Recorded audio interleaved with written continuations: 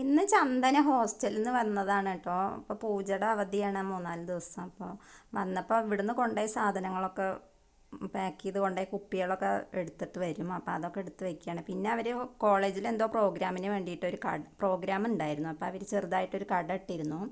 നാരങ്ങ വെള്ളമോ മോരും വെള്ളമോ ഒക്കെ ഇട്ട് അതിൻ്റെ ബാക്കി സാധനങ്ങളൊക്കെ ഇട്ട് എടുത്ത് വയ്ക്കണേ. അതൊക്കെ കഴിഞ്ഞ് പിന്നെ ഭക്ഷണമൊക്കെ കഴിച്ച ശേഷം അവൾക്ക് കപ്പളങ്ങ ഭയങ്കര ഇഷ്ടമാണ്. വീട്ടിൽ ഉള്ള കപ്പളങ്ങയൊന്നും പഴുത്തിട്ടുണ്ടായിരുന്നില്ല. അപ്പോൾ വീടിൻ്റെ അടുത്തൊരു കപ്പളമരമുണ്ട്, അതിൽ കപ്പളങ്ങ പഴുത്തിട്ടുണ്ടോ എന്ന് പോയി നോക്കാൻ പോയി. അവിടെ ചെന്നപ്പോൾ കുറച്ച് നന്നായി മൂത്ത് ചെനച്ച കപ്പളങ്ങയൊക്കെ ഉണ്ടായിരുന്നു. അതിനെ കുത്തി ഇട്ടപ്പോഴേക്കും അത് താഴെ കനാലിലേക്ക് ചാടി. അപ്പോൾ കനാലിൽ വെള്ളമുണ്ട്, വെള്ളത്തിലേക്കാണ് ചാടിയത്. കുറച്ച് വെള്ളമുള്ളൂ. അപ്പോൾ അവൾ എന്തായാലും വെള്ളം ശ്രമിച്ചില്ലേ പറഞ്ഞിട്ട് താഴെ കുഴിയിൽ ഇറങ്ങി അതിനെ എങ്ങനെയൊക്കെ എടുത്ത് മുകളിലേക്ക് ഇട്ടു. അത് കഴിഞ്ഞപ്പോഴാണ് ആ കപ്പളത്തിൻ്റെ അടുത്ത് തന്നെ ഉണ്ടച്ചെമ്പരത്തി നിൽക്കുന്നുണ്ട്. നല്ല ഭംഗിയുണ്ട് കേട്ടോ. അപ്പോൾ ആ വീട്ടിലെ ചേച്ചിയോട് ഞാൻ അതിൻ്റെ ഒരു കമ്പും കൂടെ ചോദിച്ചു. ഉണ്ടച്ചെമ്പരത്തി ഇങ്ങനെ റെഡ് കളറല്ലേ, നല്ല ഭംഗിയുണ്ട്. അപ്പോൾ ഇങ്ങനെ വിരിഞ്ഞ് നിൽക്കണതാണ്, നല്ല ഭംഗിയുണ്ട് എല്ലാം കൂടെ.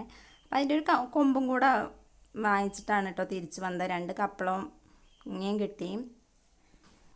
പിന്നെ വൈകുന്നേരത്ത് ബുക്കൊക്കെ പൂജയ്ക്ക് വെച്ചു. ഞങ്ങൾ വീട്ടിൽ തന്നെയാണ് ബുക്ക് വെക്കണം. കൂടുതൽ ബുക്കൊന്നുമില്ല, അവൾ ഹോസ്റ്റലിലല്ലേ. അപ്പോൾ അവളുടെ ഒരു ബുക്കും അവൻ്റെ 1-2 റെക്കോർഡൊക്കെയാണ് വെച്ചത്. അതൊക്കെ കഴിഞ്ഞിട്ട് രാത്രിയിൽ പിറ്റേ ദിവസത്തേക്കുള്ള കറിക്കുള്ളതൊക്കെ കഷ്ണങ്ങളാക്കി വെക്കുകയാണ്. ഉപ്പേരിക്കുള്ളതും സാമ്പാറിനുള്ളതൊക്കെ അരിഞ്ഞ് ഫ്രിഡ്ജിൽ വെച്ചു. അപ്പോൾ ഇന്നത്തെ വിശേഷം